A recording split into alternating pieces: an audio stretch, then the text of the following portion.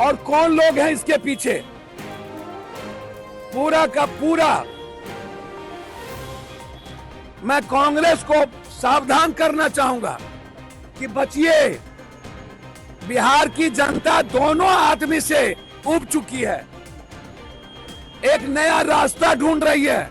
नमस्कार, बिहार तक देख रहे हैं आप और आपके साथ मैं हूं आशीष अभिनव। ये बयान जो भी आप सुन रहे थे, ये पप्पू यादव का बयान है। पप्पू यादव रुपौली उपचुनाव से पहले जिस तरीके से बयान दे रहे थे और बीमा भारती को एक तरह से नैतिक समर्थन दे रहे थे, बीमा भारती की हार के बाद पप्पू यादव का गुस्सा फूट पड़ा और वो आरजेडी पर हमलावर दिखे। अब सवाल ये कि पप्पू यादव इतने हमलावर आरजेडी पर क्यों हैं? पप्पू यादव गठबंधन को नए सिरे से बनाने की बात कह रहे हैं, कांग्रेस पार्टी को नसीहत देते हुए नजर आ रहे हैं। दरअसल लोकसभा चुनाव में जिस तरह से पूर्णिया सीट को लेकर विवाद गहराया, पप्पू यादव को निर्दलीय चुनाव लड़ना पड़ा, उसकी कसक अब पप्पू यादव यहां पूरा करना चाहते हैं। दरअसल पप्पू यादव की जो राजनीति रही है, वो भी लगातार वो निर्दलीय सांसद रहे हैं, आरजेडी से भी सांसद रहे और समाजवादी पार्टी से भी सांसद रहे। लेकिन पप्पू यादव के बारे में कहा जाता है कि उन्हें मालूम है कि आरजेडी की छत्रछाया में वो राजनीति अगर करेंगे तो उनकी राजनीति आगे नहीं बढ़ पाई। यही वजह है कि पप्पू यादव लगातार अब खुलकर लालू परिवार का विरोध कर रहे हैं और तेजस्वी यादव पर सीधा सीधा निशाना साध रहे हैं। दूसरी तरफ अगर आप इसे समझें कि पप्पू यादव कांग्रेस पार्टी को नसीहत क्यों दे रहे हैं, तो इसका सीधा सीधा मतलब यह है कि आरजेडी और कांग्रेस का जो रिश्ता है वो बेहद ही सहज रिश्ता रहा है। लेकिन रुपौली उपचुनाव या इससे पहले लोकसभा चुनाव में जिस तरह से कांग्रेस और आरजेडी के बीच सामंजस्य की कमी दिखी, उसका फायदा पप्पू यादव यहां उठाना चाह रहे हैं। वो लगातार कांग्रेस नेतृत्व पर दबाव बना रहे हैं। उन्होंने साबित जरूर किया लोकसभा चुनाव में निर्दलीय चुनाव जीतकर कि उन्होंने अपने दम पर चुनाव जीता है। और पप्पू यादव ये कह रहे हैं कि अगर कोऑर्डिनेशन सही होता, या लेफ्ट के भी अन्य धारा का भी मानना है कि अगर कोऑर्डिनेशन की कमी नहीं होती तो जाहिर तौर पर परिणाम कुछ और आ सकते थे। पप्पू यादव रुपौली उपचुनाव में बीमा भारती को नैतिक समर्थन देते हैं, लेकिन राजनीतिक हलकों में यह चर्चा थी कि पप्पू यादव खुलकर बीमा भारती के लिए सामने इसलिए नहीं आ रहे हैं क्योंकि उन्हें आरजेडी से बदला लेना है।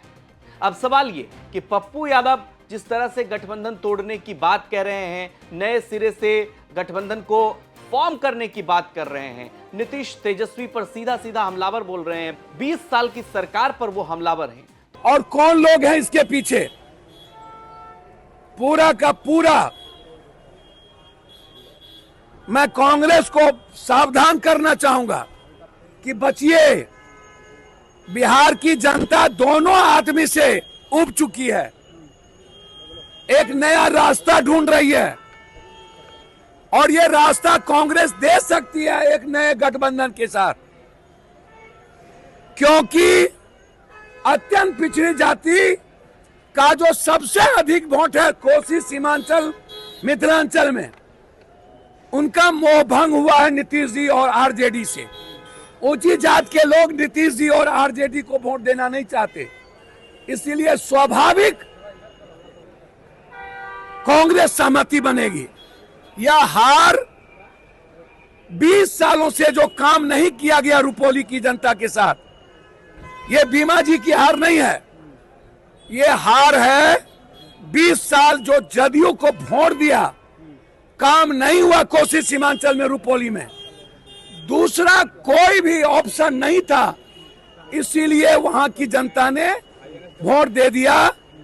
और यह समझ लेने की जरूरत है, आने वाला पीढ़ी इन दोनों गठबंधन को नकारा है हर कीमत पर। अभी भी अहंकार समाप्त करने की जरूरत है और युवराज मत बनिए, फरमान मत दीजिए। तो ऐसे में क्या पप्पू यादव का दबाव काम करेगा, या फिर इसे ऐसे भी समझा जाए कि लोकसभा चुनाव के बाद आने वाले समय में जो विधानसभा चुनाव हैं, कोसी सीमांचल की राजनीति में कांग्रेस का दबदबा बढ़ाने के लिए पप्पू यादव इस तरह की बात कह रहे हैं। निर्दलीय सांसद भले हैं पप्पू यादव, लेकिन वो कांग्रेस पार्टी की विचारधारा से खुद को जोड़कर देखते हैं। तो क्या ये पप्पू यादव का जो बयान आरजेडी पर इस तरह से आ रहा है, ये कांग्रेस पार्टी का भी इसमें समर्थन है? क्योंकि आने वाले समय में जब सीटों का बंटवारा होगा तो देखना दिलचस्प होगा कि कांग्रेस पार्टी इस बार विधानसभा चुनाव में कितने सीटों पर चुनाव लड़ती।